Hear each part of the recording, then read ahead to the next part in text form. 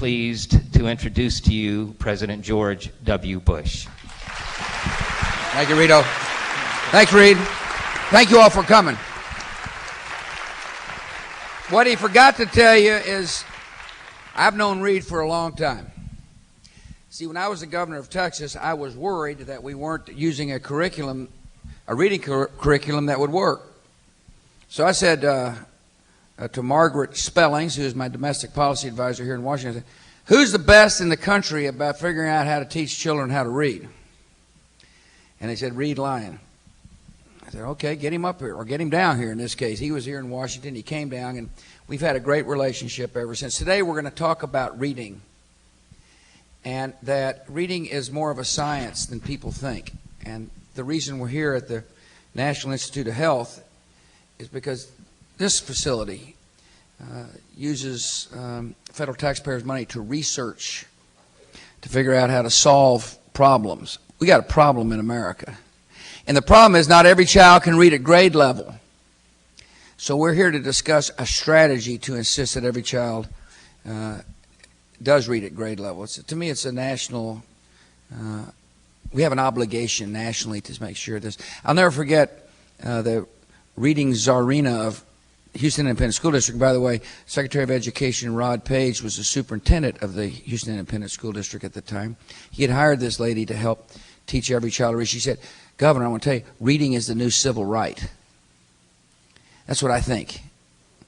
I think if you cannot read in the 21st century, you don't have a chance to succeed. And we believe every child can read. Mr. Secretary, thanks for coming.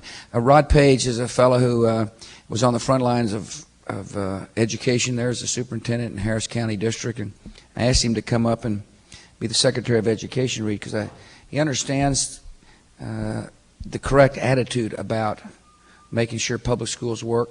It's really embodied in the No Child Left Behind Act.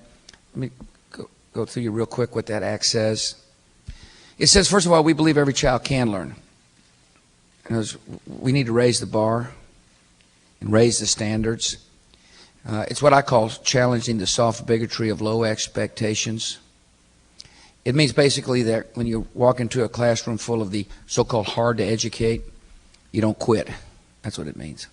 Secondly, it says that in return for increased federal spending, which we've increased federal spending quite a bit here in Washington, D.C., that we expect results. In other words, a cornerstone of making sure every child can learn to read is you got to measure to determine whether they are. And if not, if you're finding children can't read at early ages, correct it early before it's too late, and we're going to talk about that here. Thirdly, it says that there must be consequences for schools that won't teach and won't change, or something has to happen other than just posting scores to get parental involvement. What we now have got is a system where after a period of time, if schools won't teach a child to read, federal money follows the child, so the child can get tutoring, for example, or the child can go to a different public school.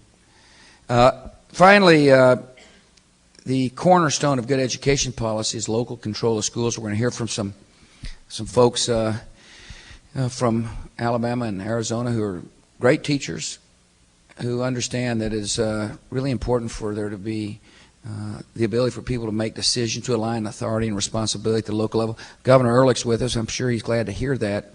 The federal government isn't going to run the schools in the state of Maryland. He's plenty capable of doing it, along with the people he's picked to run the schools and be responsible for public policy, like the Lieutenant Governor Mike Steele and Nancy Grasmick, who's the head of the Education Department in Maryland. I want to thank you all for coming, Governor. Appreciate you taking your time for being here.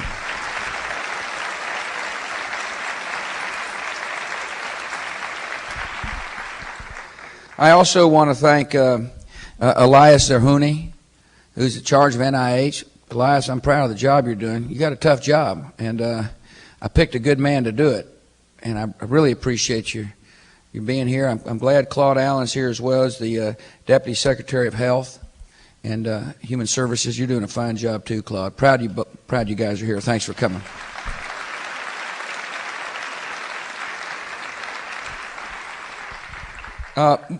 I'm going to turn this over to Reed here in a second, but if the goal is to have children reading at grade level by the third grade, which is a goal we have set, By the way, some people have been criticizing the No Child Left Behind Act because they say the standards are too high. I don't think that's too high a standard to expect a child to read at third grade when they're in the third grade. As a matter of fact, I think it is perfectly reasonable to ask school districts to at least accomplish that. But to do it, we've got to help advance a strategy. I think it is a proper role for the federal government to help school districts implement reading strategies that work. And Reed Lyons has been very much involved in figuring out what works. And you'll hear him talk about phonemic awareness and phonics and fluency. We'll let him describe what all those words mean. But really what they mean is there's a way to figure out whether or not the curriculum being used at the local level can be effective. That's what he's saying. And so we put forth a Reading First initiative across the country. And part of it obviously requires federal commitment, federal dollars. We've got $1.8 billion now we're spending on Reading First programs. We intend to spend $5 billion over a 5-year period of time. So far we're making good progress. In 2002, all 50 states are participating in the grant-making process. In other words, they've developed curriculum screened by people like Reed and say, gosh, this will work. In other words, we don't want to spend money unless people are using curriculum that works. There's no need to throw good money into programs that won't work. I mean, we've tried that before. And so the grant programs seem like they're going well. The screening process is going well. There are 1,000 districts that now get Reading First grants. There are 3,600 schools getting Reading First grants. There's been 73,000 teachers trained in a curriculum that works. Part of making sure that a Reading First program works, part of making sure that children can read at the grade level by the third grade is to make sure you got teachers who can teach by the third grade. Teachers who can teach curriculum to make sure children can read by the third grade. 1.2 million students are being affected. By the way, Ralph Regula is with us today as well. I just saw Ralph sneak in here. Mr. Chairman, thanks for coming. He's a strong advocate of the Reading First program. He's a United States Congressman from the state of Ohio. The fact you're here, Mr. Chairman, says a lot about your interest.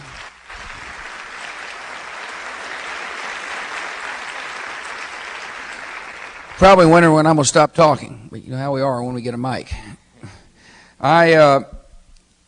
As well, I just want you to know, and we'll discuss some of this today, we've got a early Reading First program, which really starts in the pre-K period, as well as, and you're going to hear an interesting program called Striving Readers Initiatives. This basically says that if you don't hold people to account early in the system, it is likely people are going to get shuffled through the schools without being able to read. And we're beginning to find out that's the truth, and we're finding people in junior high and high school who can't read. We need intensive intervention programs. At the very minimum, when a kid gets out of high school, they ought to be able to read. See? And you'll hear an interesting program developed by this good man to my left here about how to be successful. What we're talking about is making sure we meet an obligation in our country to give people the chance to succeed in this great country. And I'm telling you, we can do it. I have seen incredible progress. I mean, we test for a reason because we want to know, and the reading scores are beginning to go up. And I believe it has a lot to do with the research that Reed Lyon has done here at the NIH facilities here. I believe that when you can figure out the key to reading and convince people to use the proper strategy, every child can learn to read. I refuse to accept anything less than that.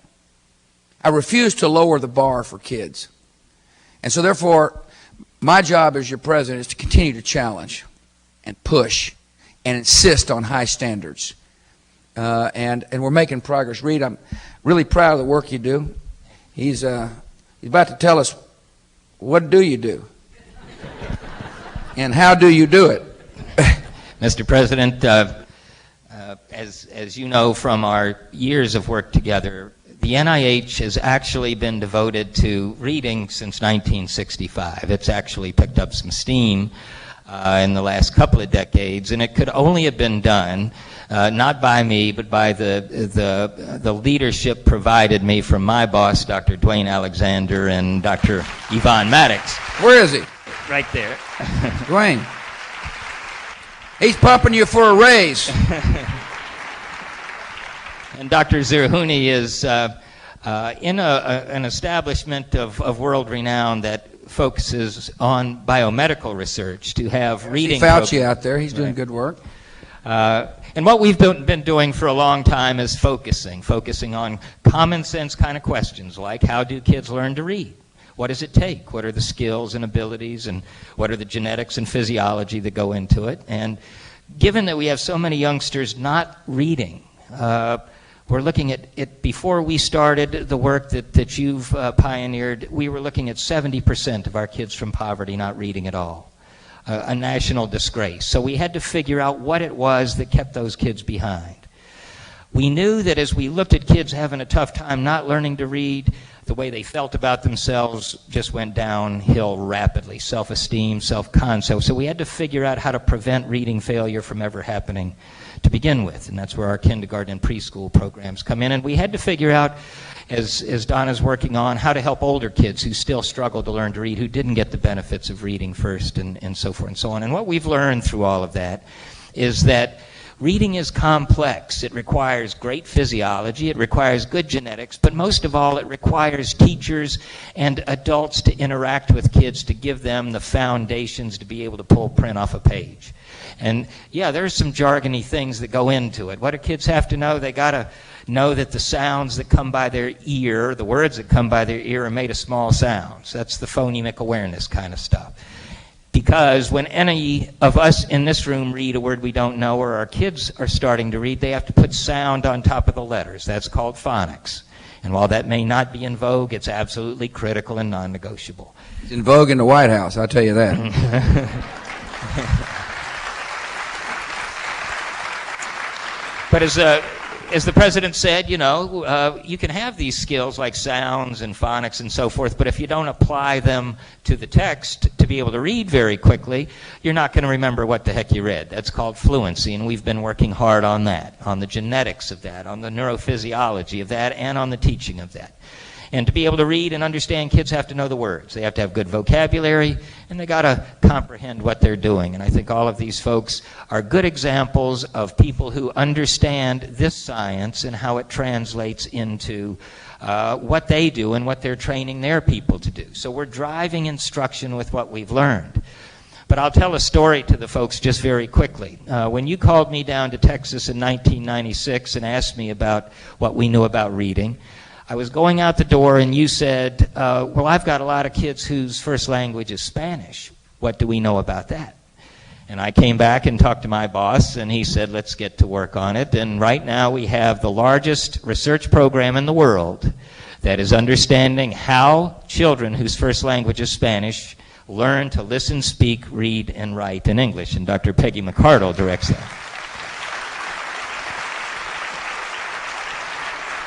Right after you came in the White House, and we were talking about where we were at, I think, the second day of your administration, you said to me, do the agencies work together? And I said, well, no. You said no. And you said, you said, get that done in this research.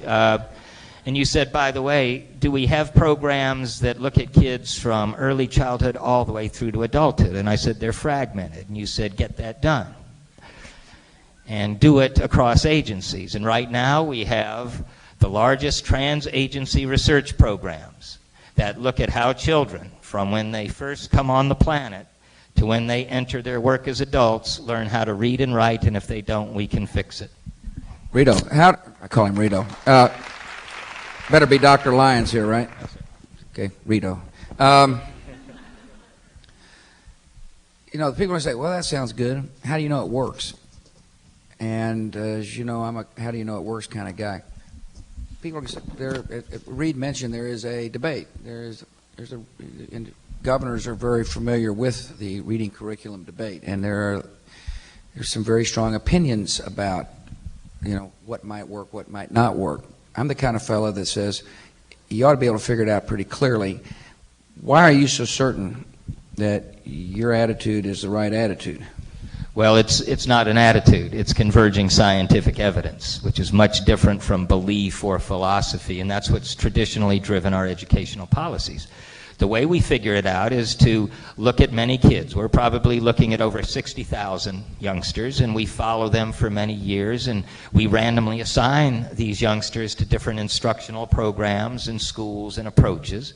And just as we do our pharmaceutical trials or other clinical trials, we get an understanding clearly of which kinds of instructional approaches and programs are most beneficial for which kids. Actually, in the audience, I can talk to you about the evidence, but in the audience we have a young fellow by the name of John Burklow right down here in the front. There he is. John is doing very well at reading right now because he's had good evidence-based instruction. I'm sorry, that's Thomas Burklow. Thomas, I'm sorry. John is his dad. Old guys tend to forget. I do. I'm sorry, Thomas. And we also have Yasmin Gilmore. Yasmin, where is Yasmin? Right there, good. And Tariq Berkeley. There you are, Tariq. And Tatiana Rosado. Oh, okay. And Luis Rosado. Now, all of these young folks are reading now. And they could have been in a clinical trial, they may not. But these are young folks who now have the gift of reading. They can open up their lives, they can learn, they can feel good about themselves. And Thomas, I hear you're doing wonderfully, and that is just a wonderful message to us. So that's the way we know. Good. Well, anyway, this is based upon science, is what I'm telling you. Okay? And if you've got something that works, then it makes sense to spread the news. That's what we're talking about here. How do we make sure the research that has been done here in Washington is shared around the country? We've got another expert here in reading. He's professor and director of the Center of Research of Learning at the University of Kansas. Don Deschler is with us. I first learned of Don when Laura, who is very much involved with reading. She was a school librarian. She loves to read. She believes every child can read. She believes every child must read. And she also understands that there's some need for some serious intervention programs in certain schools. So she met Don in Florida. And she came back and said, "You're not going to believe this guy. He's got a fabulous program." I said, "Okay, we'll put him on the stage and see if he can explain it." Tell us what you do. Well, Mr. President, as you mentioned before, we not only have a challenge with younger children, but as they move through the grades, it really becomes exacerbated as they move into middle school and high school. And just a few statistics. We have right now in our country nearly 5 million high school students who can't comprehend the textbooks that they use. About 25% of those high school students can't read basic things such as stop signs or a newspaper. And we look at the NAEP data, the National Assessment of Educational Progress data, nearly 40% of 8th graders and 30% of high school students read well below the proficiency level. So bottom line, when we move into the upper grades, there's a growing achievement gap. And not only can they not read, but their level of hopelessness raises. And they start to give up and drop out. And the moment they drop out, their prospects of success in the job market are nil, and their futures largely are foreclosed. So in many respects, you're very right that we need to be deeply concerned about the older students. With that said, and that relatively sobering picture, I think there's reason for us to be optimistic. And I'll just cite 3 reasons. Number one, if we take a look at the Reading First Act initiative that we're going to be spending most of our time talking about today, designed for younger children, when we look at the components that are built into that, data-driven decision-making, using scientifically based instruction, accountability, when we take those principles and apply them to these younger children, in just a few years, high school and middle school teachers are going to be receiving students who are markedly different than the ones they're working with today. They're going to come there prepared with the elements of reading in hand. And so the face and the complexity of the complexion of high school is going to change. Second reason I'm optimistic is this. You say, well, that's going to be a few years down the road. We have found that today, if we will take the principles of reading first, and No Child Left Behind that I've just highlighted, and we use those with adolescents who are struggling today, we can teach them to read. In a high school in Michigan, as an example, many students were entering ninth grade not reading at all, couldn't analyze words.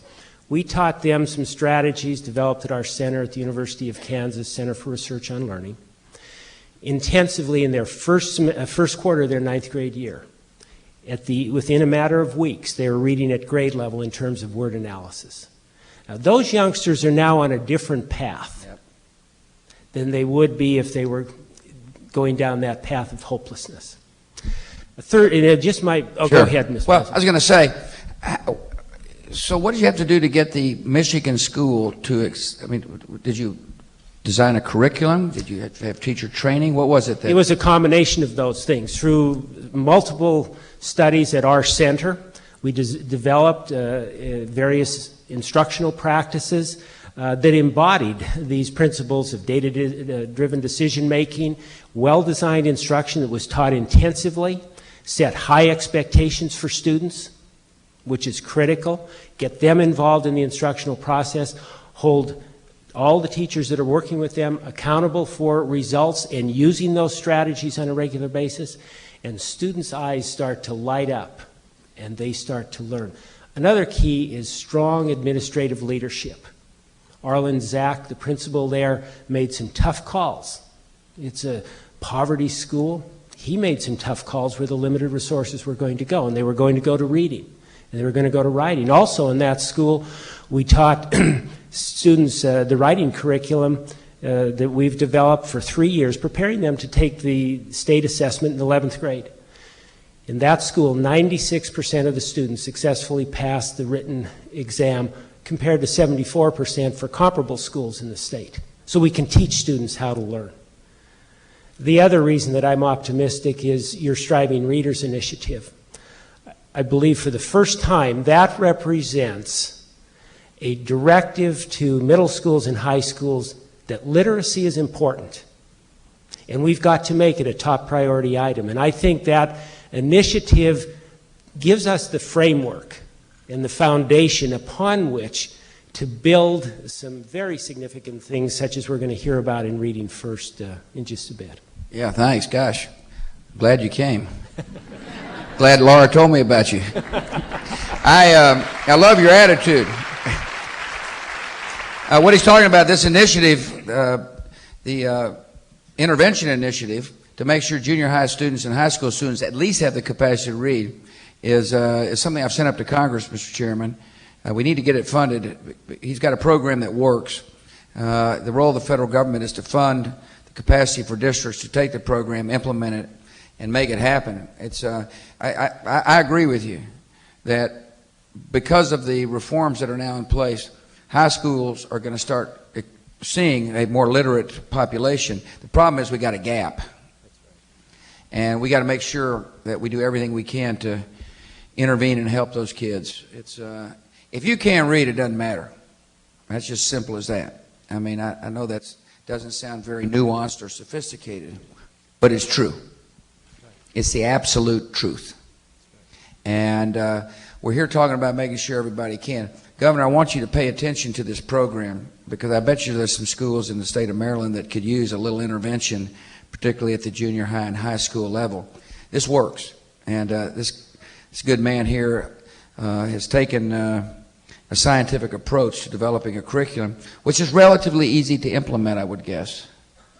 I mean, it doesn't... Well, good teaching, I believe, is a challenge, and it requires hard work.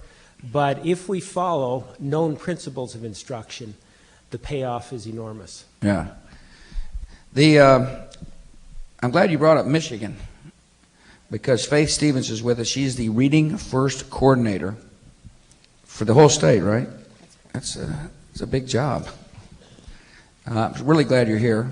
How's it going? Are you implementing the Reading First initiative? We are, Mr. President. Thank you so much. The Reading First in Michigan has allowed us to fund 119 of our highest needs buildings, buildings that struggled with many risk factors, with years of large numbers of students not being successful on the state assessment, high poverty, and so forth. We have, through the Reading First program, been able to provide those buildings with comprehensive core programs, a literacy coach in each building, extensive professional development for the teachers, the literacy coaches, and the administrators. And we're looking at the results. Due to the leadership of our state superintendent, Tom Watkins, he encouraged us to make sure that we could fund these buildings for all 6 years of the grant. So we began our implementation in the fall of 2002-2003 with 49 buildings, and then this school year we added 70 more. And so we do have buildings that have been in the program now for 2 years, and we're seeing some significant differences and improvements. We're anxiously awaiting the results of our second year achievement outcome that will be coming to us. Well, some buildings are receiving theirs right now. But through the literacy coaches and the ongoing professional development, we've looked at the coaching model, the how to engage in professional dialogue, professional conversations with the teachers. They meet for weekly grade level meetings. The state has hired 26 facilitators, experts in literacy who provide technical support to each of the buildings. They're in the buildings with the teachers and the principals and the students each week. And as we look at all of those things, we're really looking at changing a mindset, moving away from the notion that I have content to cover, I have a program to teach, and I'm really looking at children, I'm looking at assessment. What does the assessment data tell me? How do I structure my lessons so that I work with small groups of children and really customize the lessons to meet their needs? And then frequently monitor their progress, looking at the children who need intensive support, making some modifications, providing interventions, additional instruction with those children, and always coming from the attitude of what else can we do? We keep the focus on the children, and so we're seeing great improvements. As we reflect on what happened with our first year, we have several lessons learned with our best implementation sites, and basically from the central office superintendent on down, each of the key stakeholders in these buildings has really embraced this change process. They support the teachers, they expedite orders, they build the schedule so there's an uninterrupted block of literacy instruction every day, and the principals are there supporting the teachers in the change process, participating in the professional development, doing literacy walkthroughs with the students and teachers, and looking at basically, as we look at this, this is about the children. It's about giving them a chance to realize the American dream, because they all read well, they have choices in life. And I would just like to end with one. I was in one of our buildings, or excuse me, one of our districts 2 weeks ago, speaking with the administrators and teachers, and I had a kindergarten teacher come up to me who's been teaching kindergarten for 19 years, and she said, "Reading First has changed the way I teach." A wonderful testimonial. Because she focuses on the assessment and what the children need, and she provides interventions with them, she says, "The program makes it easy for me to place children at their correct reading level. I also know from the testing what areas to work on with each child. This year has been the best of all of my 19 years of teaching. What a joy to hear my students say, 'I can read, Mrs. Bates.' There's nothing like teaching a child to read. I love it." And that's what we're about. Great job. Thank you. You know, one of the interesting comments I've heard, and I'm confident others who are involved with a public policy when it comes to education have heard, is that all you're doing is teaching the test. Don't test, because all you're doing is teaching the test. Listen, if you teach a child how to read, they will pass a reading test. I've heard every excuse in the book why not to measure. But if you can't measure, how do you know? And you heard the great, deal of satisfaction from that teacher as a result of correctly utilizing an accountability system to make sure that she was doing the right thing, that she was able to impart her love. And the joy as a result of teaching a child to read was evident in her statement. But yeah, tell her thanks for teaching. tell her thanks for definitely being also agile enough of mind to be willing to change if change is needed. And we can't be risk adverse when it comes to making sure every child learns to read. Speaking about teachers, we've got Janice Cantor with us. She came all the way from Phoenix, Arizona, for which we are grateful. Welcome. She is a Reading First literacy coach. It's kind of an interesting title, isn't it? When I went to Sam Houston Elementary School in Midland, I don't remember any literacy coaches. I remember a football coach. But I think it's pretty. I think it's a really interesting evolution that we've got literacy coaches, which is should say to people that reading is more important than athletics. They're both important, but we better make sure they read. So what does a literacy coach do? Well, as a literacy coach, my responsibility is to work with teachers on their professional development. Very important part of Reading First is making sure that teachers understand scientifically based research and what that means in their classroom. As part of Reading First, we changed the framework of teaching reading at our school because we were able to purchase what we call a core reading program, which is essentially a basal reading program, but today's programs are different than what we learned to read on because it does incorporate the big 5 areas, the phonemic awareness, phonics, comprehension, vocabulary, and fluency, as researched in the National Reading Panel. So that was the first big change, and teachers needed support because for many of us it was a different way of teaching. It was more systematic and explicit. There was just a very specific way of teaching it to make sure that everything was covered. And then the other thing that changed for us was the ability to use a screening device that enabled us, when this assessment or screener was given to students, that we were able to know which students were on target to be at grade level and which students were not on target to be at grade level. So teachers really needed support in reading these assessments and knowing, okay, what is the next step? The next step for those kids that need more support, how do you formulate need-based small group instruction? Because kids that are at risk, the best format for them to learn is not in whole group, but in small groups. And then the next thing was, okay, now that you have need-based groups, you also need intervention groups because some of the children that really need intensive support need to work in so at the end of the year, there are really no surprises for us in the performance of our students. I come from a school where 60% of the students are second language learners. Of that 60%, about 80% are limited English speaking.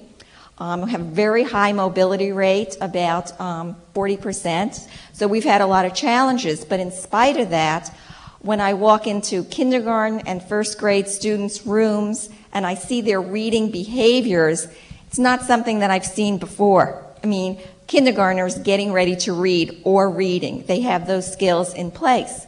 First graders, they're reading and they're excited. We have a team that does the screening and the progress monitoring. And when they see one of us, it's like, when can I read to you? I'm doing better. And they want to share the excitement because the minute I walk in, they think they're going to read to me, and that's not necessarily why I'm in there.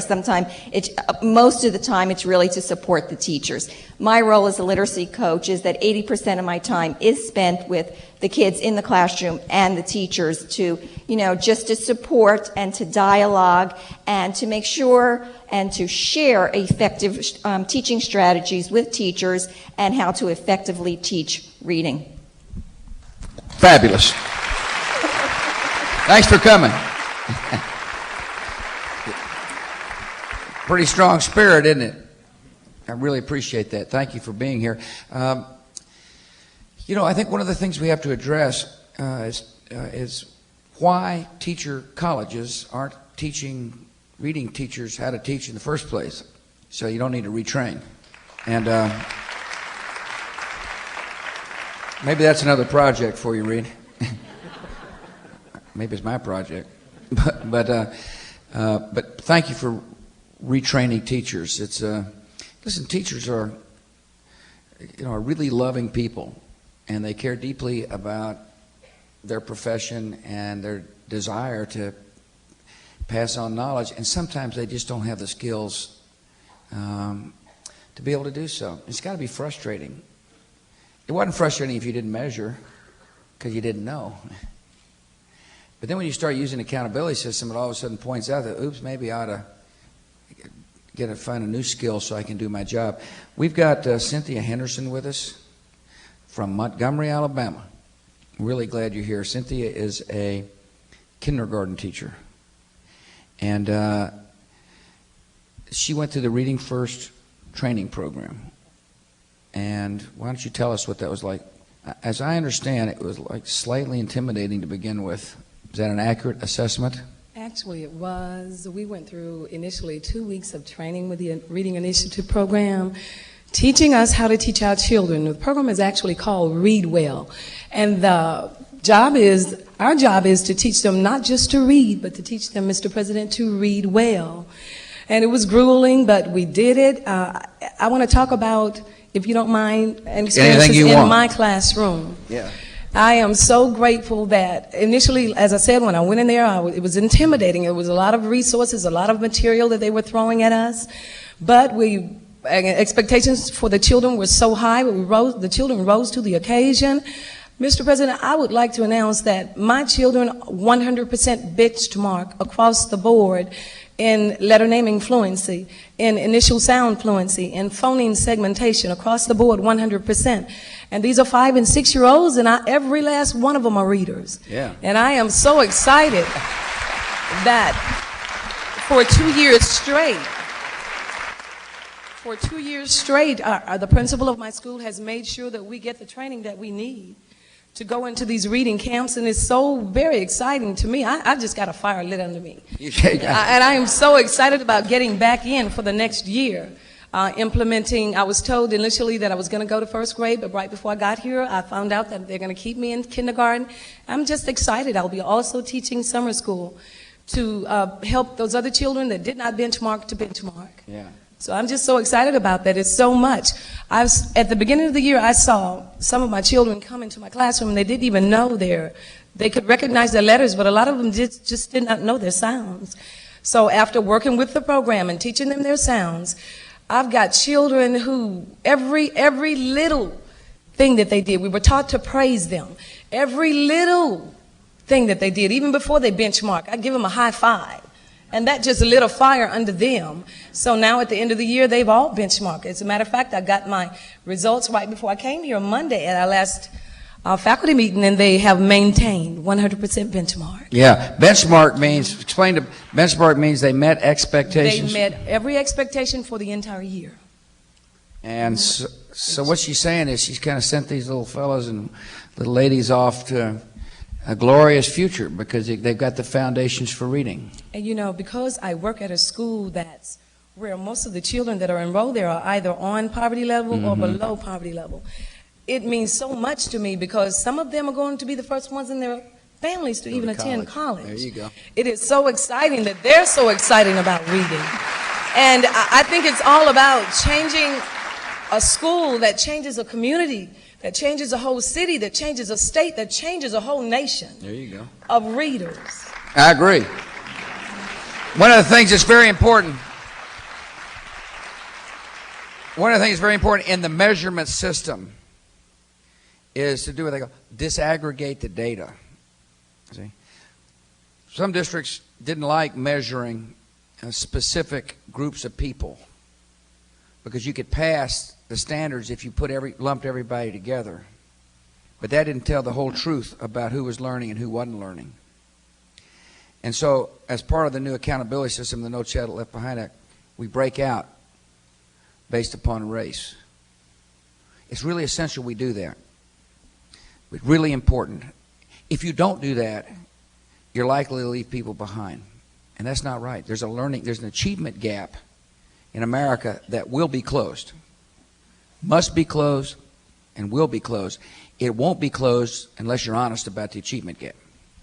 Unless you're able to see clearly who needs help and who doesn't need help. What you've heard here, teachers and coaches and implementers who understand that the accountability system must be used as a tool. to make sure that the curriculum being used, the techniques being used, the strategy being used works. That's what you're hearing. If you heard, they say, we look at the test results per child inside the classroom, and that's good. But schools and districts need to look at the test results per child as well, and not try to gloss over the reality in certain school districts by lumping everybody together. Now, this act's called the No Child Left Behind Act because we want to make sure no child is left behind. It's okay that some get left behind. That's not the spirit of the law. I hope you've enjoyed this as much as I have. This is again, we came here because the discussions we were having were based upon sound science, not guesswork. And like you, sir, I am incredibly optimistic that we're getting it right here in America. We're getting it right because smart people have helped policymakers understand what works. We're getting it right because people are continually to devise strategies to help children who need continued help. We're getting it right because we're providing resources to make sure teachers get retrained with curriculum that works. We're getting it right because we got fabulous teachers in the classroom, coaches and teachers, I might want you to know, whose spirit can lift the room here at the NIH with just a few words. And listen, we will meet the goal here. We have an obligation to meet the goal to make sure every child can read at grade level, starting by the 3rd grade. And there's no doubt in my mind this country will do it. We're on track, and I want to appreciate those who put us on track and who keep us on track for being here today. God bless.